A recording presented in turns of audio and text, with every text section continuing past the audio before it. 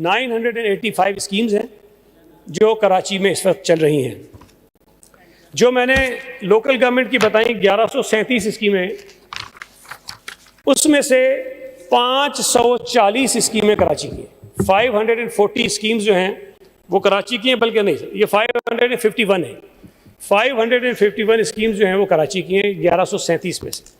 तो ये अच्छा खासा एक रेशो बनता है जो कराची के ऊपर हम खर्च कर रहे हैं। 76.8 अरब रुपए इनके ऊपर एलोकेशन है इस साल के बजट के अंदर, और इनकी जो एस्टिमेटेड कॉस्ट है वो 344 अरब रुपए है। कोरंगी काजवे पे उन्होंने कहा जी कुछ नहीं रखा, मैं आपको ये बता रहा हूँ, पैसे की बात छोड़े है नहीं है, यहाँ ऐलान कर रहा हूँ कि इसी साल के अंदर कोरंगी काजवे के ऊपर ब्रिज मुकम्मल हो जाएगा। इसी साल के अंदर काम उस पर चल रहा है, इसी साल में मुकम्मल हो जाएगा। जो केबी फीडर की लाइनिंग है ये भी K4 का हिस्सा है, इसलिए कि K4 का जो पानी आना है पीछे से किंजर से, वहां भी हम कोशिश कर रहे हैं कि जो पानी ज़ाया हो जाता है उसको बचाएं ताकि कराची के लोगों को पानी जो हम दे सके। इसमें कोई दूसरी राय नहीं है कि कराची में जितना पानी हमें चाहिए उसमें आधे से भी कम पानी हमें दस्तयाब है। तो ये तो मुमकिन नहीं है कि जितनी लोगों की ज़रूरत है वो ज़रूरत उनकी पूरी हो जाए, मुमकिन नहीं है। ये जो कभी कभी कहते हैं ना हाइड्रेंट्स के जरिए मिल जाता है, टैंकर के जरिए मिल जाता है, भाई अब हाइड्रेंट बंद भी कर देना तो हाइड्रेंट को बंद करने से 18 MCT का फर्क पड़ेगा, और नुकसान आपको ये होगा कि जिन इलाकों में पानी नहीं जा रहा वहाँ टैंकर भी नहीं जा सकेगा और पानी भूल जाएगा। किलिक जो है वो 62 अरब रुपए का पूरा प्रोजेक्ट है, और ये भी कराची के लिए है। इसमें 45.2 अरब रुपए जो हैं वो लोकल काउंसिल्स पे हैं जो KMC को मिलते हैं, टाउन्स को मिलते हैं। 9.4 अरब रुपए जो हैं वो प्रॉपर्टी टैक्स का जो निज़ाम वो एक बना रहे हैं उस पर है, और 4.8 अरब रुपए इन्वेस्टमेंट डिपार्टमेंट के लिए हैं जो ईज ऑफ डूइंग बिजनेस के लिए जो है वो मुख्तलिफ उसमें मंसूबे हैं, उसमें वो काम कर रहे हैं। मैं समझता हूँ कि कराची में इस वक्त जितने मंसूबे बने हैं शहरियों की सहूलत के लिए, कराची का सबसे बेहतरीन मंसूबा जो है वो मरीन एक्सप्रेस है, सबसे बेहतरीन। और ये पहले ये बताया था सबको हमने कि 27 अरब रुपए के करीब इसकी लागत थी, लेकिन इसकी डिज़ाइन में कुछ चेंजेस हुई, और चेंजेस होने के बाद ये मंसूबा 54.7 अरब रुपए का है। 54.7 बिलियन का प्रोजेक्ट है और कराची के लिए। ये जो कहते हैं ना कुछ नहीं है, मुझे उम्मीद है ये लिख रहे होंगे सारे आप। सुपर हाईवे और नेशनल हाईवे के दरमियान लिंक रोड बन रहा है, 5.4 अरब रुपए कराची के लिए।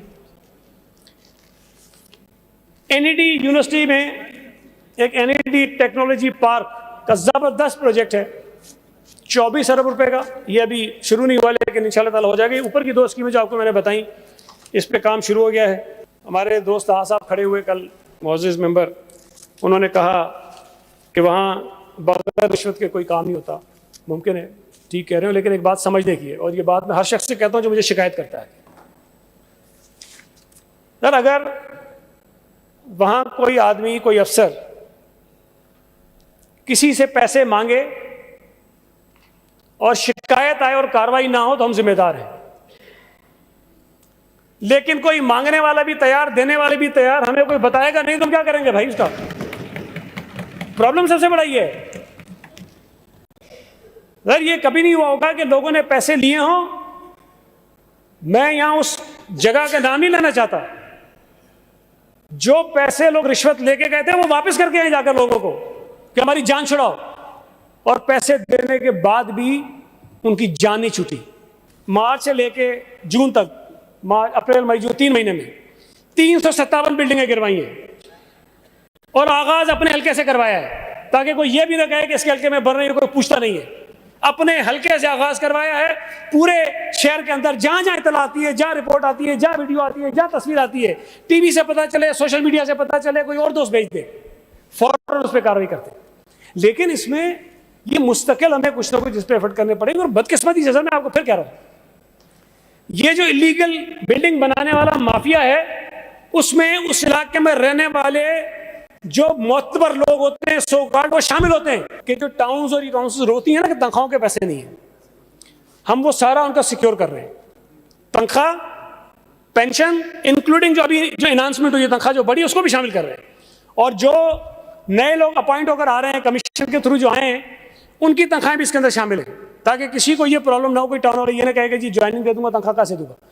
इस बात की गारंटी होगी उनको कि पेंशन सैलरी तमाम की तमाम उसमें कवर होगी, और हमारी कोशिश है कि हम कुछ पैसे उनको मजीद बढ़ा के भी दे दें।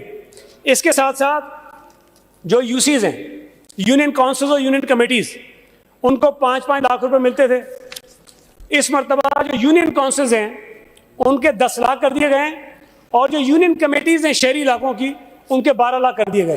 तो ये इजाफा भी 100% और 100% से ज़्यादा हो रहा है। हमने कराची शहर के लिए बहुत कुछ किया है, और सिर्फ 2 जो रेड लाइन येलो लाइन है ना, 139 अरब रुपए की, सर 139 बिलियन की येलो लाइन और रेड लाइन है सिर्फ कराची की, दो और कहीं पे नहीं जा रही है सर।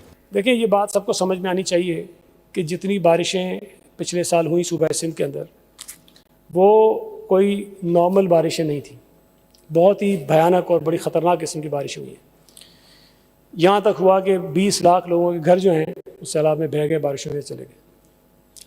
अब सर प्रॉब्लम ये है कि हमें इस बात का एहसास होना चाहिए कि जब ऐसी सूरत हाल पैदा होती है तो हम सब मिलकर लोगों की मदद करें, और जो लोग ख़ास तौर पर उस सिचुएशन में काम करते हैं, फील्ड में, मैदान में, उनका हौसला बढ़ाएं। सिर्फ अपनी थोड़ी सियासी दुकानदारी चमकाने के लिए सड़क पे खड़े होकर वीडियो बनाएंगे, बुरा भला कहेंगे, तो मैं समझता हूँ कि ये मुनासिब बात नहीं है।